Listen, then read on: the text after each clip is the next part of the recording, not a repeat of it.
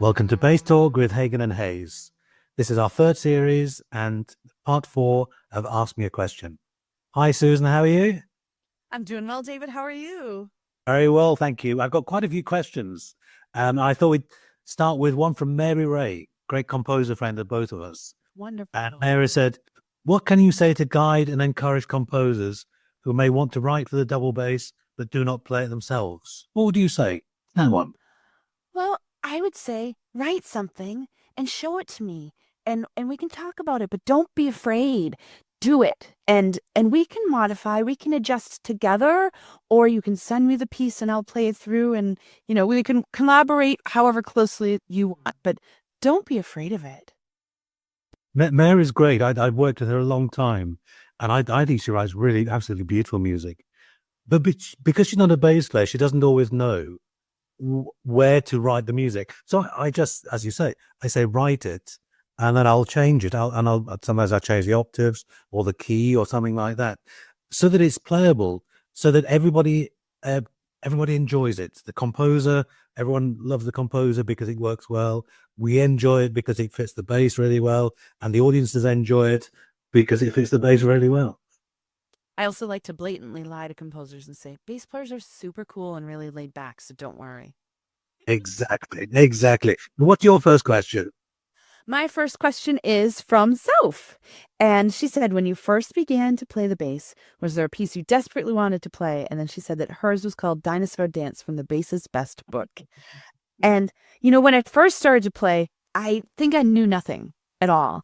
But once I was maybe about 16 or 17, I heard Bottesini's second concerto.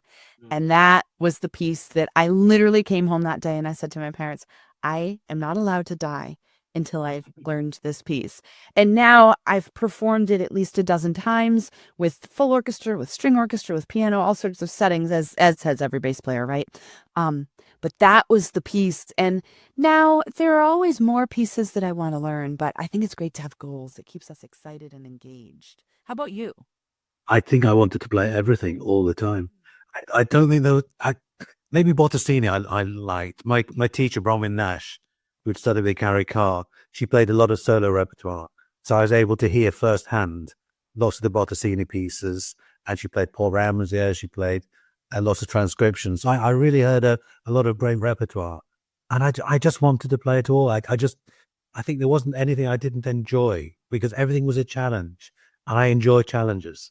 So it's nice, isn't it? It's a nice question to have, that one.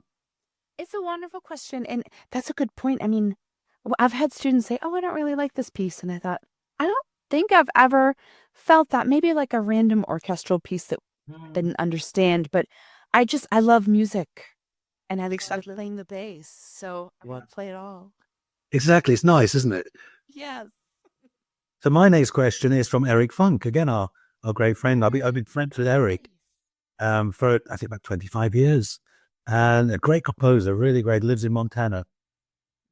And Eric said, "I'm not a bassist, and I've always wondered how a performer with the professional virtuosic stature you possess responds to works clearly composed by a non-bassist," which I think is a good question. Um, and so Eric doesn't know when he's writing difficult music, nor when he's writing easy music. And I just say, just as you say, just write it. And often I've changed the key, I've changed the octave. The Kuzavisky piece he wrote for us was really the top end of the bass, and I put it down into the bass register, and it's glorious. I think it really sings. It also sings in a high register as well, in a different way. But the low register is I really love because often it's what the bass does really well, because the really beautiful low notes where you can really show the depth and the sonorities of what the bass can do, which is really nice. But as you say, it's just right. And I'll tell you what works. I'll tell you what doesn't. I'll tell you why. I'll tell you how I can adapt it. But it's nice to have composers who don't follow the rules because they don't know the rules. Right. That can make it fun. Mm, I agree. It's nice. I enjoy working with Eric. And he's 75 later this year. No kidding. Yeah. And so I'm playing two pieces. I think either side of his birthday, his 75th birthday, which would be nice. And we've got more pieces to publish of his, which is nice. But he's I think a really fantastic composer.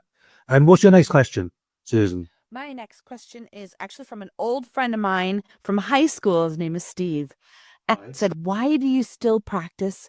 Don't you already know it all?" Uh, I love that. I mean, don't we all know it when we're 16? We have all the answers. But Obvious.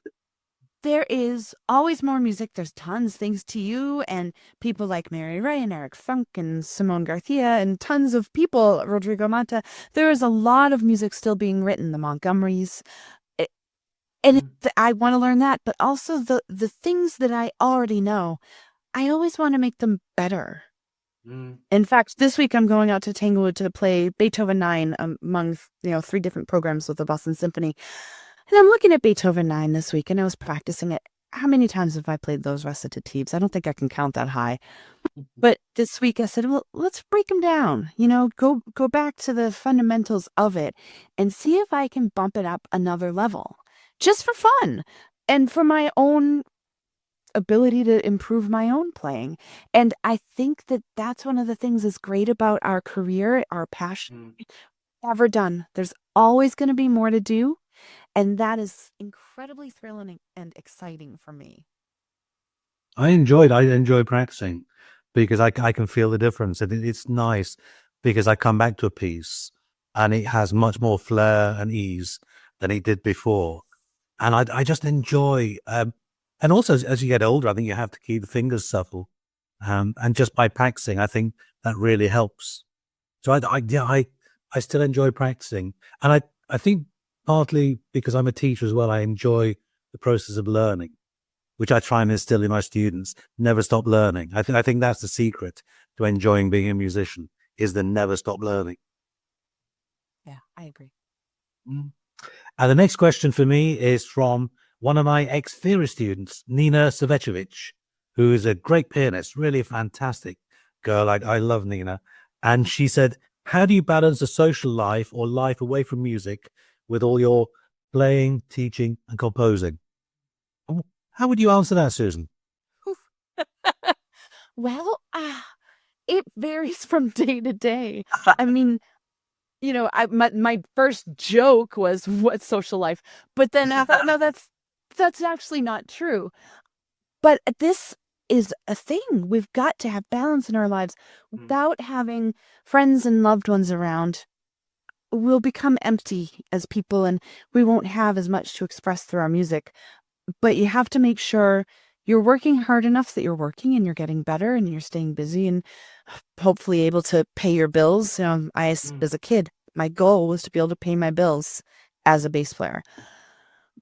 But you can't overload. I just turned down a job at a high school sort of preparatory college level sort of music school because I thought I teach so many hours at Berkeley. I have my own private studio. I have my own performance career. I have a podcast. I am trying to write this second book that's just every time I go to do it, something blows up on me. But I also have my family and my husband and my friends, and I have to make sure to leave room in my life. Also, the big thing right now is talking about self-care. You have to have a little bit of time for yourself to decompress and to sort through your brain and all that sort of stuff. And I thought, I can't do this. This is going to be too much. So you have to, I think it's a trial and error thing. When you're in your 20s, you're a disaster at it. And in your 30s, you get a better balance. That's why a lot of people like their 30s the best, I think, is they've finally figured out how to balance these things. But I learned very quickly, just because it looks like it will work on my calendar doesn't mean it's really going to work. So, but you're going to make mistakes. You're bound to mess up here and there, but just keep remembering you need time for all of it. How about you? How do you balance it? I found when I was younger, I used to take everything on. And you don't realize you're too busy until you're too busy. And then often it's difficult to have the balance because you have so many commitments that you have to fulfill. And that one I struggled with for a long time. It does get easier when you get older because you can just switch off. I'm 110% in everything I do, but I just walk away. If we've got a day out, we have a day out. It's really nice. If we're visiting our daughter. We have a lovely day out. We went to a lovely party with our neighbors on Saturday. I didn't even think about the bass once. It's really nice. So I have plenty of downtime when I'm not a bass player or teacher or composer or publisher. But I also have plenty of time when I am. And I just enjoy um, balancing them. And I think I have a very good balance without trying to get a good balance. I think maybe I'm very lucky that it's all sort of fallen into place, which is nice. It's a nice question, isn't it, that one? It's a great question. It's a pertinent question too, especially for younger players, but I think for anyone. Exactly. And what's your next question? Okay, so this one was from my sister Gina, and she said, "Do you have any secret weapons like favorite rosin or things like that?" And you wouldn't believe how many students have come to me asking for the key to the mint or the secret weapon. What do you say to that? Well, it depends what they're asking me. Yeah, if it's rosin, I say at the moment it's leatherwood. The bespoke rosin, I think it's absolutely stunning. It's really expensive, but it does everything I want. So it's worth its weight in gold. Strings, for years I used Barastro because they're fantastic. About 20 years ago, I got my Viennese bass, and it didn't like Barastro at all, so I went over onto the Dario, and then I've become a Dario artist, which is nice. So it depends what they ask me. Secret weapons, I don't think I've got any. I think I'm just a bass player. I think I think I do the best I can. And I'm also a man. That's the other one. I'm doing the best I can. Yeah, What do you? for me, I always make sure like you don't say it, you don't call it a warm up, but you play a few notes before you start practicing. For me, efficient practicing, making sure that I'm not wasting time. But there's another thing that I do that I don't talk about frequently. And maybe it is my secret weapon. I'm not sure. When my head isn't in the game, as they would say here in America, if I'm sitting down and I'm terribly distracted or things just are worse than normal, like with physical coordination, not that that happens often, but I say everyone has an off day once in a while. I honestly will say it only happens about once a year. But when I was younger, I think it would happen 2 or 3 times a year. If when I'm practicing, things are getting worse and my head I can't get focused, I put the bass down and I call that potentially a day off, or maybe I'll come back in the evening if I feel up to it. But I think knowing Kenny Rogers used to say, know when to hold them, know when to fold them. You have to know when you're not helping yourself with your practice. Yeah, that's good. That's good advice. I think that's really good. My mom, when I was in college, I was home practicing one day. I really desperately wanted to learn the Rachmaninoff Elegiac Trio for violin, cello, and piano. And I didn't think of the concept of taking the cello apart and changing octaves around sometimes. I was just playing the whole thing up an octave. And I'll tell you, I wanted to play it in the worst way. And boy, I was playing it in the worst way. And my mom never, ever, ever interrupted my practice. I can count on one hand the number of times she'd poke her head into the room when I was practicing. But this particular day, she said to me, I'm going to upset you, but I'm going to tell you you're sounding worse by the minute. You need to calm down. And she was right, because I was feeling more frustrated too. And I was like getting that like, ugh, feeling. And I thought, you know what? I have a coaster in my house that says my mom was always right, that sort of thing. She was right. She hit the nail on the head. I was making it worse. And that's when you have to step away, because you don't get better when you're doing that to yourself. What the one thing I teach my students is exactly the same. I call it a sod it moment. And when you're trying so hard and you just kind of sod it, and suddenly at that point, it's all released, and you try again, and suddenly it's fine.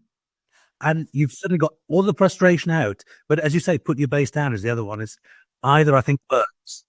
I did tell a student this week, she's fairly new to me, so I think I scandalized her. I said when she was just getting all sort of twisted around in her lesson and frustrated. And I said to her, okay, sit down for a second. I said, and take your 2 fists and put them up near like your shoulders and just go, ugh, and just push out that frustration right there. Ugh. And she looked at me and said, try it, just try it. And she did it. And all of a sudden she could play great. I'll try that in my practice. Thank you. Okay, what's your next question? This one is from a young Czech bass player in this Steven, who is a stunning player. He's only, I think, 22. And I heard him play in Prague in December. absolutely fantastic. And he said, Czech double bass music is very rich and beautiful, but not fully discovered yet. Are you planning to publish any hidden gems written by Czech double bass composers? Which is a nice question. And I think really, I've published a lot of Czech music over the years.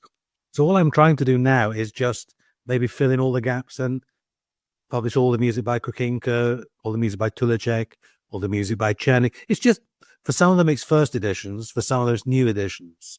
And it's just bringing it into the 21st century and creating editions with solo and orchestral tuning for the first time, written in the right octave for the bass player, so it's just easy to read. So I think that's my plan. I don't think I've discovered any new composers yet. So no, but I'm always looking. My teacher commissioned many new pieces, a lot of the things which are not published.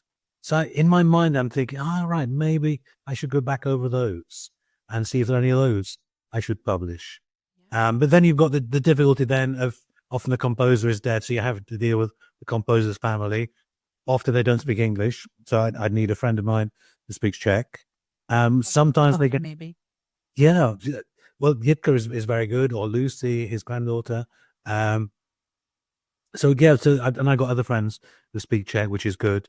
But sometimes the families get very scared because they don't know what any of this is. So it suddenly becomes much more challenging than it really needs to be. Yes. So yes, I'm always happy to find new Czech composers. But we started with music by Vojta Kukinka in 1986, two little salon pieces, Canzonetta, Desire, a long time ago. So the Czech music has been all the way through recital music. Yeah. Well, it has been a big part of your heritage as a bass player. So very much so. Yeah. And I absolutely loved it. It's before I went to study in Prague, I sort of had this love of Czech music, and then getting to know Poshta. Suddenly, he taught me all this repertoire, and I managed to get hold of copies of all this music which wasn't available in the West. And because we didn't have IMSLP or the internet or anything in those days. So you either had to find these copies, or someone had to give you a photocopy or something. So it's quite torturous. Right. It was still a communist country when you were there too, so information wasn't flowing freely at that point. The Music Information Center in Prague were fantastic. And František always contact them. He said, because if they want a piece and they haven't got it, they'll ask him, and he'll bring the copy in. He'll make copies and they'll pay for it. It's state run, and then they'll send them through to me, which they did for many, many things. But František was great. He managed to get copies of many manuscripts of music by Kukinka and things like that. So yeah, I've loved my Czech journey, which has been 38 years and counting, which is quite nice. There'll be some new young Czech composers that surface in the next couple of years. I do hope so. Well, Indy is a fantastic composer, really amazing.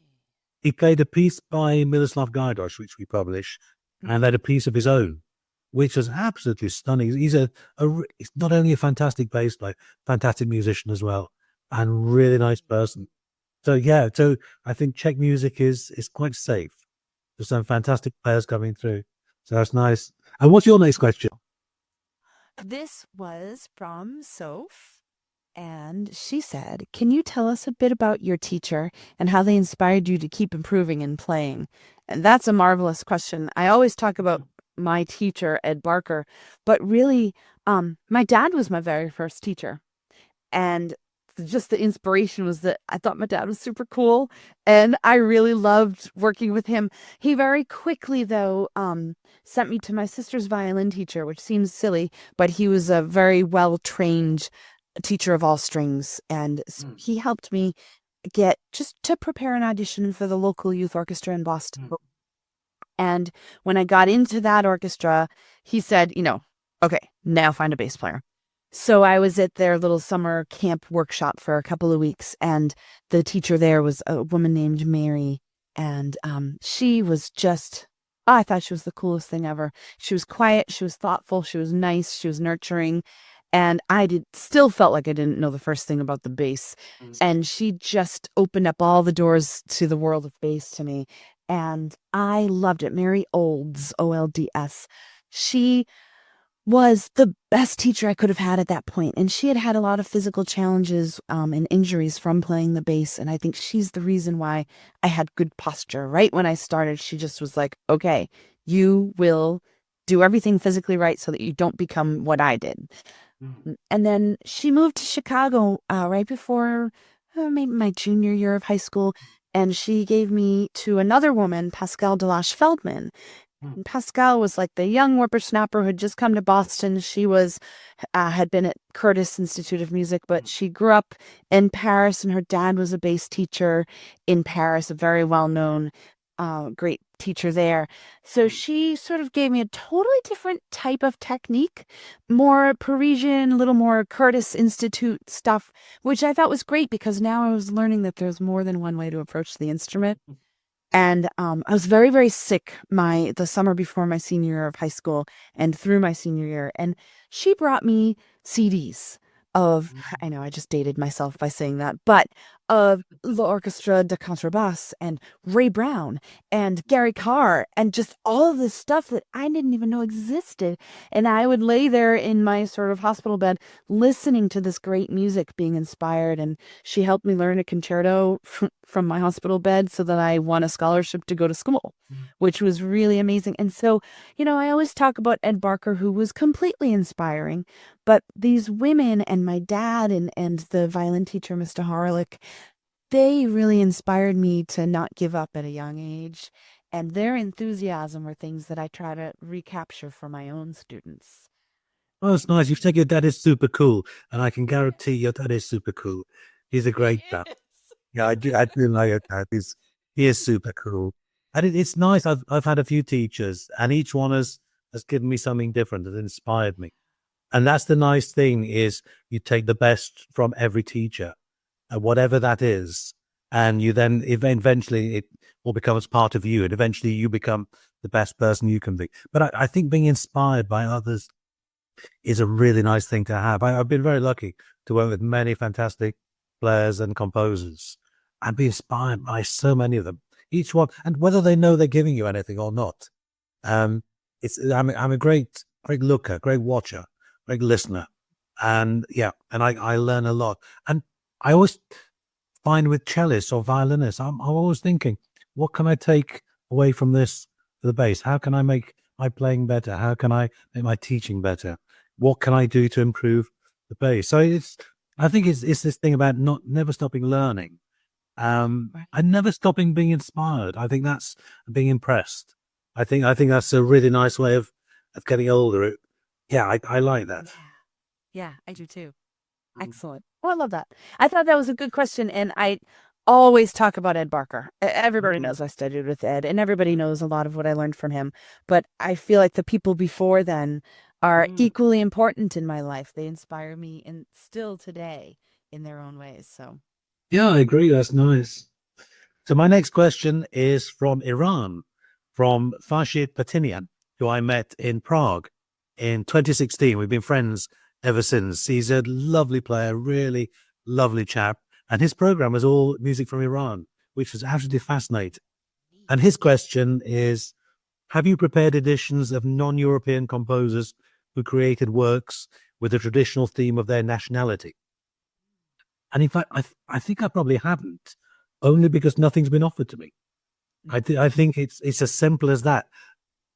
If it's good music, it speaks to you, and I'm really open to any style of music. I have nothing sort of puts me off.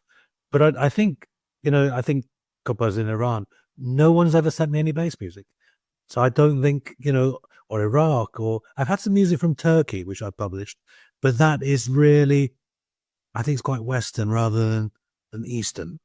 Um, so I don't think I have, but it's a nice question. So again, like looking for Czech composers, new Czech composers, I'm always open to new music, and if it works well on the bass, and I think other bass players would like it, I think so too. then I think that's a good open call too for, you know, non-Western European music. Bring it on. I mean, I know so many people are interested. I think so. And the bass nowadays is everything, isn't it? It encompasses everything. for everybody. That's the amazing thing about it. In the olden days, you were an orchestral player, or you played in chamber music, or you were jazz. But nowadays, you can do it all. That's the nice thing. And it doesn't matter what style of music it is. It's either good music. I think it was Duke Ellington. So there are two types of music: good music and the other stuff. And I thought, so that was a really nice way of looking at it. And mm, it's not a nice question, isn't it? Yeah, Oh, that makes me excited because now I think maybe someone will send you some things. be nice, wouldn't it? Yeah, I like things which are slightly different, and it just makes you rethink how we play the bass, how we teach the bass, what we offer to audiences. But the thing I have found is audiences are fantastic. Sometimes you think they maybe won't like this. We did the Kuzovitsky concerts last month, and Sarah sang the I think Tchaikovsky, Rachmaninoff, things like so. It's 19th century Russia, and then in between, I put 21st century double bass, and I was really worried that these were quite off the wall pieces, and the audiences lapped them up. They were so receptive. I was so surprised. But I'd written program notes, so they all had program notes, and I talked to the audience beforehand just to give them a little idea of the piece or what to listen for. So I'm hoping that all that combined just allowed them to really hear what I was doing. But the audiences were fantastic. I was so surprised. That's so cool. I think audiences are more open-minded than we sometimes think. I Mm. mean, when you were here in Boston, when we did Snegurel, Macedonian folk song, Mhm. it's in 11/16. Now, I don't know. I wasn't sure if audiences would feel like the rhythm was too kind of jaunty and they Mm. wouldn't get into it, but I think it was oftentimes people's favorite. Just it's so cool. It's really fun to play and I think it comes off well. I agree. And 11/60, it's so simple. It sounds far more complicated than it is because It does. every bar, every measure is exactly the same rhythm. Yeah. It's really nice. But it's also quite Eastern as well.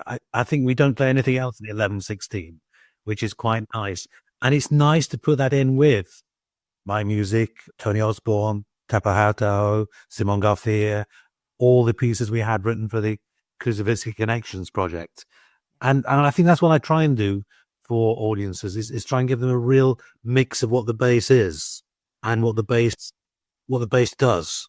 So Yeah, I it's think people love hearing it. So, yeah, open call to composers. What's your next question?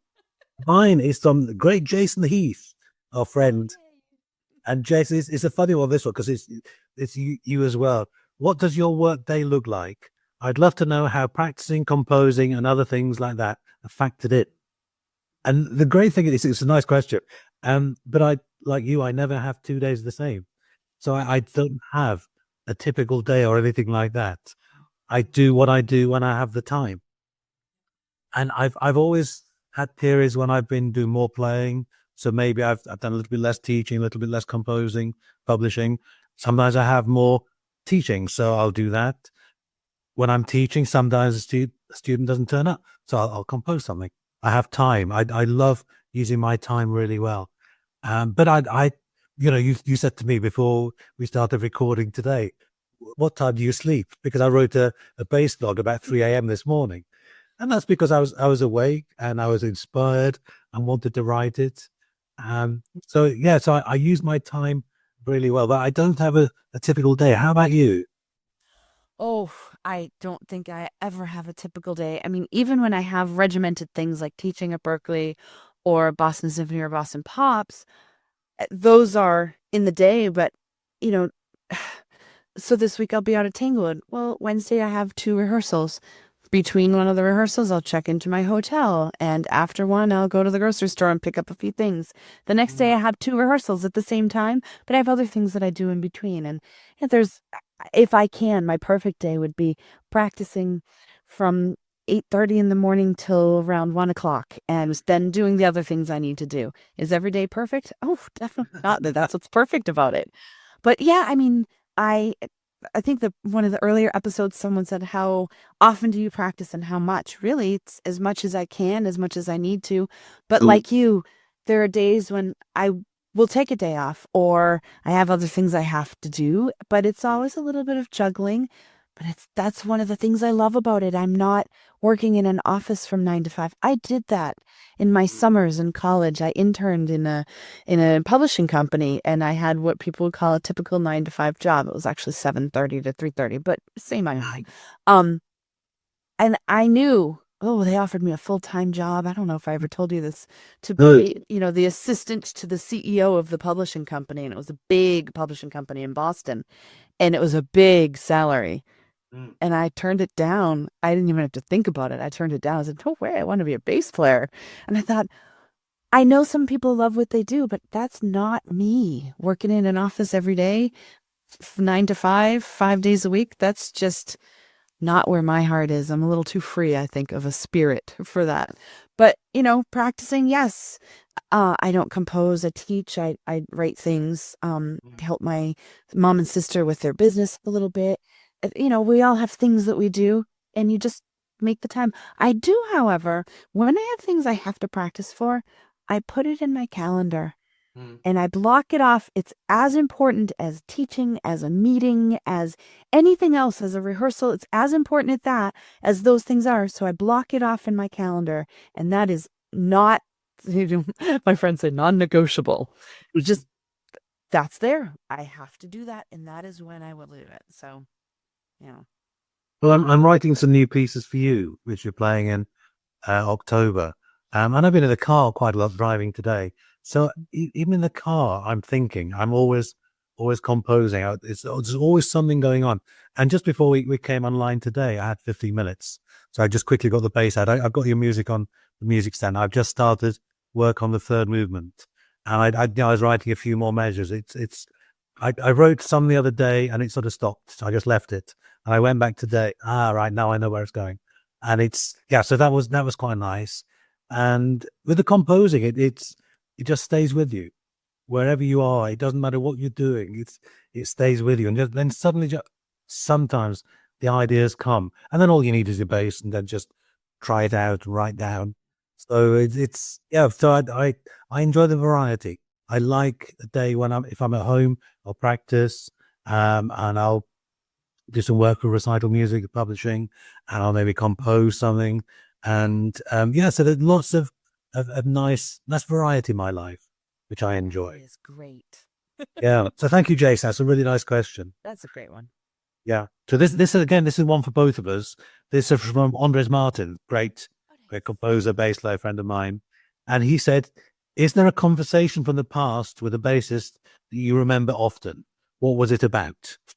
And the conversation I remember most with my teacher, František Pošta, and he once said to me, always remember the ones who've gone before you. And I thought that was such a nice thing to do, because as I've got older, you realize that everybody makes an impression. Everybody does something to our bass world to make it better. It doesn't matter how big or small their contribution. Everybody is part of this development of the bass. And Frank was fantastic at remembering Kukinka. He'd always do a concert in Kukinka's birthplace every 2 years. He'd go there and do a concert, and he'd probably be full. Maybe people remember Kukinka. I don't know. And he'd play music by Kukinka and maybe some Mozart and Czerny and Bottesini and things like that. And I also thought that was a really nice thing. Always remember the ones who've gone before you. How about you? That's a really, oh gosh. I mean, a bunch of them, a lot of things that a lot of people have said have really stuck. But one of the ones that I really think is important when I talk to my students is when you receive praise or criticism from someone else, think about who it's coming from before you really internalize it too much. If the mailman says to you, "Oh, I heard you through the windows. Ugh, sounds gross." That's okay. I love my mailman. He's actually a really nice guy, but he's not a musician. So maybe what he heard was not to his liking. And that could be why that response happened. If another bass player when you're in school is cutting you down, is it just competition? Is it really like something you need to listen to? Um, when and also I was a big fan of not letting people's praise go to my head because I never wanted to have an inflated ego. Um, which to me, I sort of morphed it into something different. Listen to your teachers, to your coaches, to the people that you really respect. Listen to what they have to suggest and offer to you for advice. Um, and just keep going. Don't let what anyone says make you stop. Don't ever stop because of what someone else said. If it's in your heart and it's not what you love, that's different. But, so how many people have said you can't do it, you shouldn't do it, this will never work to so many people. Who cares? Just be true to yourself and keep going. Be brave. I think that's why I'm a committee of one, because I just do it. I'm not. I do listen to what other people say, but I make up my own mind. And if I get it wrong, I'm happy to take the blame. I have no problem with that. And it is true. It's if you believe it, keep going. Um, and often I have found that people have said no to me, or I don't think that's a good idea. And sometimes it's just they don't want to do it, but they don't want me to do it either. And there are reasons why they don't want me to do it. And if people say no, I often think, it might be a good idea. So I'll rethink it again. And that, if it's a good idea, I'll do it. And I've never listened to anybody, if I'm honest. Smart. I just do. I think you have to, otherwise nothing gets done. I can't. I'm not a committee person. I've said to many people, you honestly, you don't want me on your committee. Oh, you really don't. No, I'm very flattered you've asked me, but please go find somebody far better than me. But if you want something doing really, really quickly, then maybe ask me, because I'll get it done, and I'm really good at that. And then I move on to the next thing. I can't sit on a committee waiting for 3 weeks while you decide what you're going to do, what color the wallpaper is going to be. I'll have already moved house by then. Never mind the wallpaper. Just so that's that one. Do you have any more questions? I do. I have one more question. From Soph again. And she said, if you had a chance to be a part of an orchestra for a film soundtrack, past or future, what film would you choose? And that is just perfectly Soph type question that I just love. I actually did play on the film soundtrack to a Jim Carrey movie called The Mask. It was the second Mask movie. Um, there Back in the day, there was a big sound studio in Salt Lake City, and when I would go out to play with the Utah Symphony, if they needed a bass player, they'd call me, and that was fun. But right now, what they're doing all over the world, I think, I definitely know they're doing it here and in England, is they'll take a movie with a good soundtrack, rip up the soundtrack, and an orchestra gets to play along. So we've done a lot of the Harry Potter movies and the Star Wars movies and the Indiana Jones movies and Jurassic Park, and I could go on and on. I have to say, it's very enjoyable to play Star Wars and to play Harry Potter. It's very different to play those during the movie than if you were in a sound studio where you just, play a movement or a chunk, or, they call them a cue, and they're pretty usually fairly short. That is really fun. Playing along with the movie going on is pretty exhausting. Because even when you have downtime, it's not like you can sit back and watch the movie. You've got to stay focused. But I think if I lived in London or if I lived in LA, I would enjoy doing, the movie score recordings, because I find all of them to have some merit. But of course, I'm a fan of John Williams' movie music. His bass parts are much harder than you think they are. When you listen to the movie, you barely notice that it's incredibly hard rhythmically and very demanding, but it's very enjoyable. What about you? No, there's nothing. This is not my no, no interest in tinnitus. I I love listening to it all. I love the music of the past. I love Corn Gold. They were the score, the golden age of music. I think that would have been fantastic to have played that, because I think often they weren't small snatches of music. They were really sweeping melodies and Yes. things. And you hear them now, and I can still, it still takes me back to watching these films on Saturday afternoon with my nan. They used to be on television when I was young, and there'd be, Errol Flynn and Captain Blood and all these amazing scores by Korngold and these these great composers. So I love listening to it. I have no interest in playing it at all. I cheat wish my sister. I knew that would be your answer. My sister played when we were in college because she's a violinist. She played the Korngold, the Much Ado About Nothings, and oh, I remember listening to that and just thinking it was just great music and wishing that I could play it on the bass. And I don't know why I never tried to. I never stole the music from her and tried to adapt it. Maybe I will. Yeah. I mean, that's really nice because that ties in now with Stephen Barton question. And he's now a big multi-award winning composer of game music and film music. And I knew him when he was about 16. He was at Wells Cathedral School when I first started teaching there. And he had the look of greatness about him. Even at 16, he was confident and really writes great music. And he sent, it's quite a long question, but it's, again, for both of us. Most composers who aren't string players massively underuse the bass. And when a part is pages of long held notes, I always think it's a bit like using a large Hadron Collider to do simple sums. What composer should one study for really great bass parts that just get the instrument? The kind you relish when you see it coming up on the orchestra's repertoire for a season. And I emailed it back and I said, that's a great question, Stephen. And for me, I'm not an orchestral player anymore, but the parts I used to enjoy playing were Shostakovich or Richard Strauss or Mahler or Bruckner or Benjamin Britten. And they knew how to write for the bass. And you weren't sitting around. Sometimes you were sitting around for long minutes play. And in fact, he'd used in here something you said the other day about footballs, which I think is it just long held notes? You could become like footballs. Yeah, because the whole note looks like a football sitting on its side.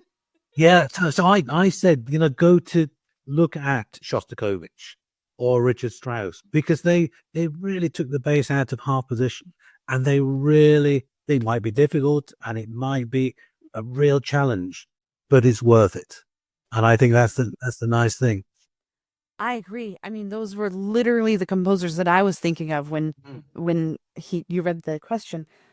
Anyone, I don't mind when music is challenging. I actually prefer it to be challenging than to be boring. And we have a couple of arrangers with the Boston Pops that now that I'm the principal of the bass section, I actually got up the gumption and I said, just so you know, you can give us really challenging music.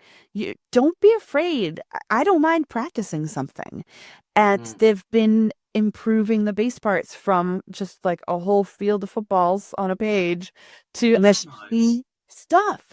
And every now and then, one of them, a man named Bill Elliott, he'll come running up to me and say, Susan, he sometimes calls me Susie, I wrote something interesting for you. I hope you like it. And I was just delighted because it's a little bit of a disappointment when you sit down on stage and open the folder of music and you see nothing.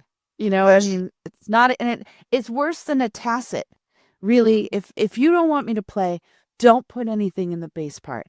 But if you want me to play, give me something more than a whole note and make it interesting. And yes, listening to Strauss and Mahler and Shostakovich, even Bartok has some really bass parts. Just listen to them and if it's new music, if the basses are having trouble, they're going to speak up. It's a good question, isn't it? I love question. And it is funny, when I was an orchestral player a long time ago, I felt the bass parts were either nothing or often too much.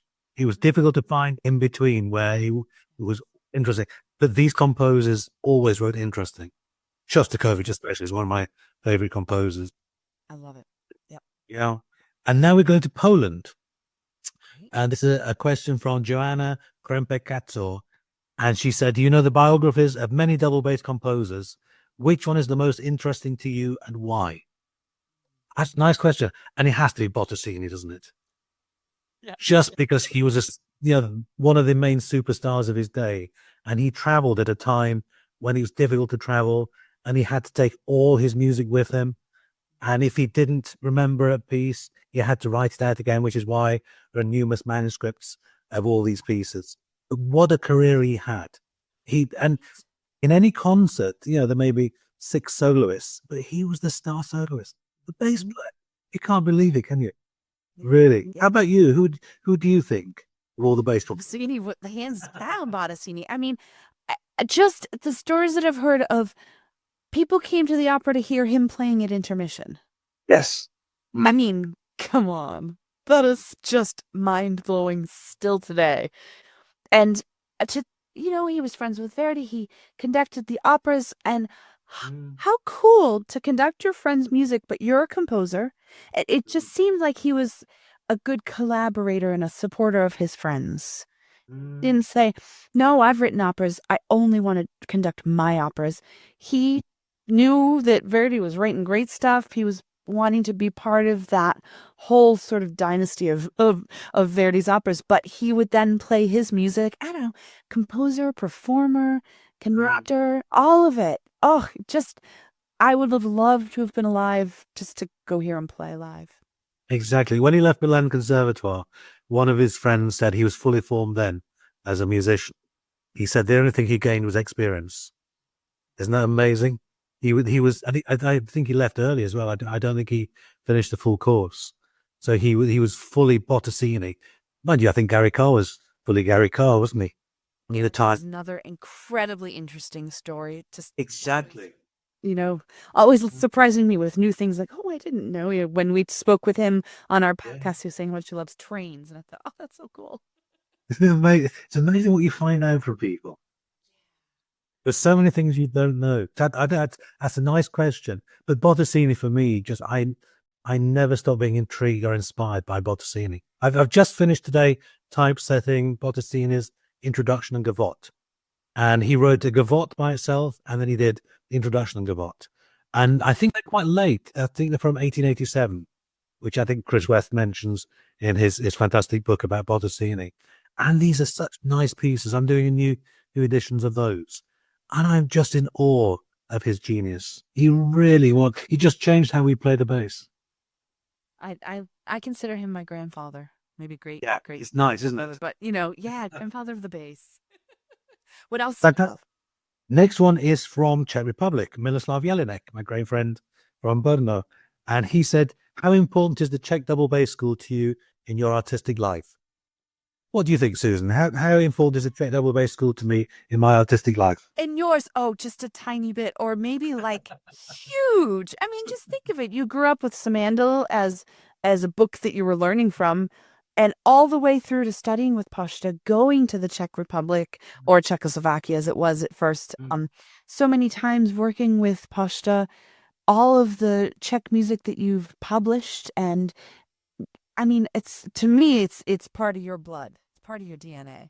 Because Milos wrote, he did a family tree about the Prague and the Brno School of Music, and it was so nice because there was a Prague Conservatoire. The bass class was founded in 1811, and the first teacher was Hauser, Václav Hauser, and so I had this family tree in my teaching room. And he went all the way down to Posta, and then Milos did a special one for Teppo and I, and we were included on it. So I could say to my students, so from you to me, from me to Posta, Posta to Sorej, Sorej to Czerny, and he goes all the way back to 1811 and Hauser. This is not so bad, is it? I love that. I think that the Czech school is part of almost every bass player's life's blood, whether they know it or not. It's been everywhere, and so many people have come through learning the Samandel new method books, and I think probably if they haven't, their teachers have. There's just so many people that have experienced it in one way or another, but you are possibly one of the best people who has been influenced by that school so much. That's a great question. It's good, isn't it? Simandl was the key, really, because he studied in Vienna, and he played and he composed and he transcribed and he commissioned, but also he taught.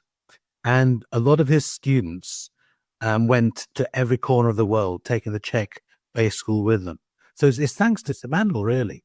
And even though his method book is maybe a little dry these days, everything about it is still good. Still good. Still good. Still good. Yeah. There's nothing wrong with it. That's a nice question, isn't it? Yes. I think the Czech bass school is quite important to me. Thank you, Milos. Now we're going to Slovakia, and Jan Krigovsky, great player, teacher. played a lot of my music, and I wrote Lamentations for him, and it was used, I think, for a competition there. And he's put, "What is your biggest inspiration to compose for the double bass?" What do you think? What's my biggest inspiration? Where do you begin? You're Well, I mean, a lot of your friends have inspired you to write music. A lot of your experiences and knowing Pashta and knowing Teppo, this I would think has been very inspiring for you.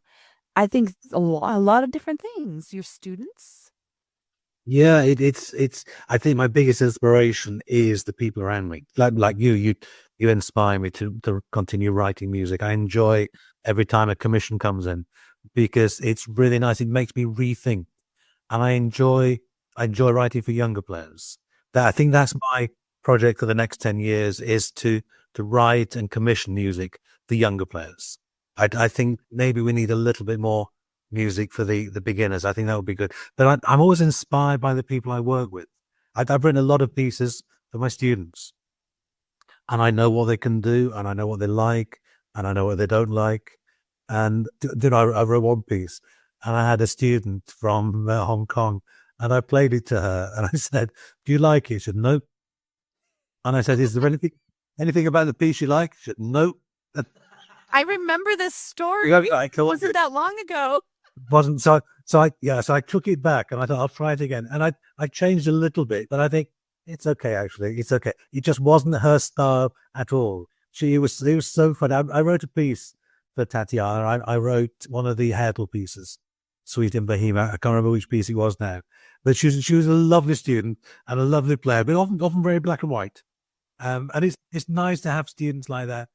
But I enjoyed writing to hopefully inspire my students to really make the bass sing and to think about what the bass can do and not just play the repertoire that's just there. It's they were always willing to give it a go, which I liked. Mm-hmm. Mm-hmm. Hmm. Good. So I thought that's quite a nice question, isn't it? Yeah. So my inspiration is really everybody I work with. I'm very lucky, really. And now we're going to Latvia. And this is Tom's Timofeyev's. And I first met Tom's years ago. I was teaching in Denmark, and he was one of the students. And we've kept in contact ever since. He's now in Latvia. He's an orchestral player. He's a jazz player. He's a teacher, and he's really fantastic player, fantastic musician. And he said, "What are your first steps in composing and writing, particularly for the bass?" That's a good question, isn't it? What are my first steps in composing? Well, the first thing is, who is it written for? I have to know who it's written for. And if it's a younger player, I've written pieces just in first position. Mm-hmm. And I know how far I can challenge the student in first position. There are things they can't do. Playing on the E string is often one of them. So I avoid the E string for younger players to start with. They will play the E string eventually. First steps in composing, writing, particularly for the bass. First steps, what are the first steps? I don't know. What do you think? Well, sometimes, I mean, for you, it's the person and their level. A title is very important for you to get going. Sometimes you'll think of, are there letters from their name that you can incorporate?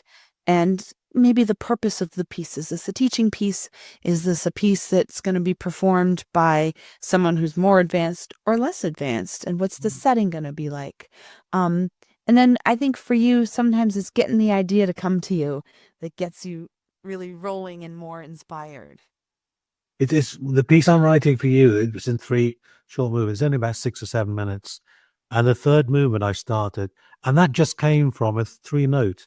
Do you know? It's just a 3 note sort of little motive, and it just keeps coming back. It just keeps coming back, and then I've sort of modified it, and it's really nice. The whole thing is sort of based on almost like 3 notes, but they're really nice 3 notes, and they work really well on the bass, and they sound well.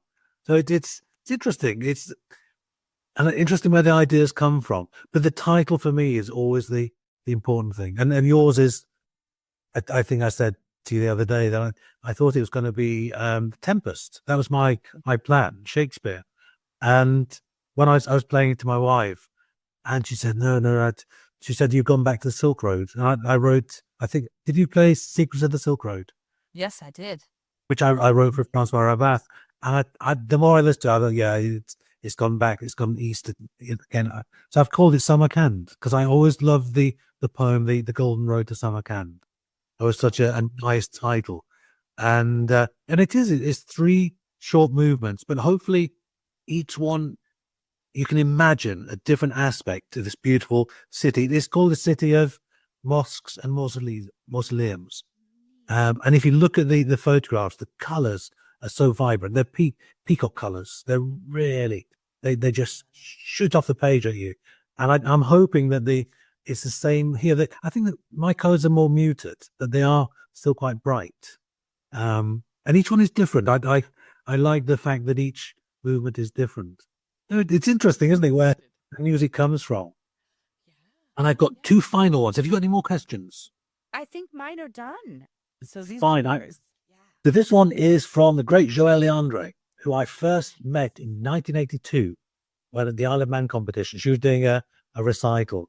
And then she said, talking about bass players' families, and musicians are always busy and organizing things. It's quite unique. It's quite intentional. How do families manage? How do you cope with your family? I thought, wow, yeah. My daughter once said to me, "Dad, you're away for many of my birthdays." And I said, "I don't think I was." And I said to my wife, "Was I actually? You were actually." And I said, "Oh, sorry. So sorry. So hopefully I'm here now." Yeah. Well, I think that's what happens to us, right? My grandfather, my mom's dad, was a saxophone player in a dance band, and we expected him to, not be at christenings, graduations, birthdays, New Year's, whatever, because we knew he was gigging, but that's what he did. And I knew when I got married, I might miss events. It might happen because of concerts or tours. I mean, geez, I missed many weddings and funerals because I've been away on tours. Didn't really mind missing the funerals, to be honest, because I kind of cry at those. It's not pretty. So that's okay. The weddings, yeah, I missed them. My cousin just had a college graduation party for his daughter, but I was on Nantucket and not on a vacation. I was playing a concert. But I hope that our families know that what we do, we're so passionate about and we're so excited about, that when we have to travel for things, I always try to make it up to them one way or the other.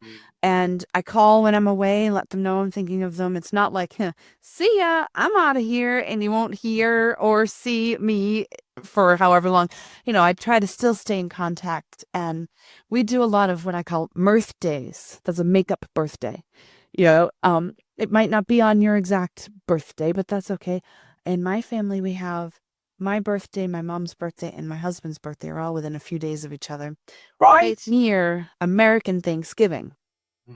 So we celebrate it on American Thanksgiving. We also have some birthdays, unless we can find a time when we're all free. But I hope that you find ways to make it work and let your loved ones know you love them.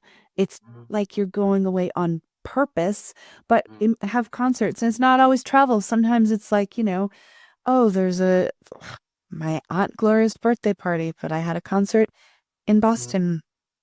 I had to miss it. It's just the way it went. And, because as musicians, we often work on holidays. We are oftentimes the entertainment. But we're working when everybody else is free. Exactly. And then sometimes we're free when they go back to work. Exactly. It's funny. I've always had times when I've been really busy or not busy at all. And I had I think 1 month when I had 10 days. I was teaching in China, in Beijing. And I came with, I think, 5 or 6 days. And then I had 10 days in Denmark. And I was teaching, playing in Denmark. And I have to say that was a month and a half that month. It was because you have no time to do anything else. By the time you get home, you're so exhausted from everything, really. So it is difficult to do everything. I've done as much as I can, but unfortunately, the invitations come in when the invitations come in. They do. And I always hope that people will understand and not feel bad. But if they don't understand and if they do feel bad, I don't always know what I can do to fix that, except to let them know that it's not intentional. I always try to be really, really kind to people. But I'll tell you, in December of 2020, we don't even like to talk about that. I normally have 30 to 45 concerts with the Boston Pops in the month of December. I had 0 because they didn't do any. And I stayed home in December. And when the semester for Berkeley was done, I had weeks leading up to the holiday of Christmas and then New Year's. I learned how, for the very first time, to bake cookies, which was deadly. That was really bad. But I looked at my husband one day and I said to him, like, pulling cookies out of the oven, I was like, this is so cool. I said, is this how the rest of the world lives in December? And I know they don't, they've got parties and things, but I don't think they all have, 45 events Exactly. in 1 month the way I normally do. But honestly, I was really trying to spin it to see the positive. I was pretty crushed. I actually like downloaded the Boston Pops. They did like a picking from several other holiday concerts in the past that they had found. I sat down and I watched it and I moped, and then I watched it the next night and I moped again. And I was like, oh, I missed this. But I think we also are kind of programmed to know, like, there are times when we're going to be busy. So I would say to younger people that haven't fully gotten into this yet, just always make sure you make time for your loved ones so that they know that the times you're not there, it's not because you don't care. It's a balancing act. And most of the time, we can keep everything balanced. Not always. That's the problem. And I got one final question from Fausto Borem in Brazil. Fausto, great slayer, great teacher, really great person. He came to Bass Fest a long time ago, and he taught all the students to, I think, samba and play all this great music. And he's written some really lovely things. I'm not going to read those because it's too embarrassing. But I'll get to the question. It put, you are a real inspiring Renaissance man of our instrument. When you compose or commission a new work for the double bass, what are your criteria as far as the dilemma between level of expertise and idiomatic writing? What references do you use to differentiate levels of expertise on the bass? So when I'm commissioning a piece, I want something that works. It doesn't matter if it's difficult. Difficult is not the issue. If it's not idiomatic, that is an issue. And I think that's the same for all of us. When I'm writing a piece, I can always make it sound far better than it really is because I know how to write well for the bass and how to use chords and harmonics and there's certain effects we use all the time, which sound really impressive when they're not. They're not that difficult. But when I'm commissioning a piece, I want something that works, whatever level it is. But I'll often give composers quite a few ideas about what I want. And sometimes I might send them ideas of pieces which tick all the right boxes for the level I'm aiming for. Certainly if it's for a student piece, Yes. then I know exactly what I want. And sometimes if it comes back, I can change the key or something like that. But for me, it has to be idiomatic. How about you?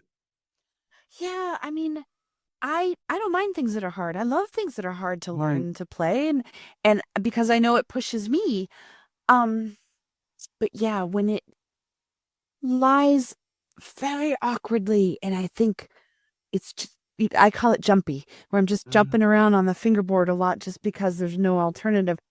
I get a little bit like, not frustrated, just sort of bummed out, I guess. Um, I I really personally prefer something that has something that I can hum when I put the bass down and I walk away, a little thing that gets caught in my head. I've spent years playing brand new music where it's like boop beep doop dee doo doop dee, and that's fine, I can play it. But I'd much rather have it be a little more, it doesn't have to be melodic, it doesn't have to be tonal, but have a moment of lyricism in there so I can walk away with something. Um, but I'll play anything that someone gives me. I'll be honest, when I commission something from someone and it's like all in first position and say easy, my first thought is, uh-oh, how bad do you think I am? But Years ago, I went to a recital in London, and it was a bass quartet. They're doing a trio written by quite an eminent British composer.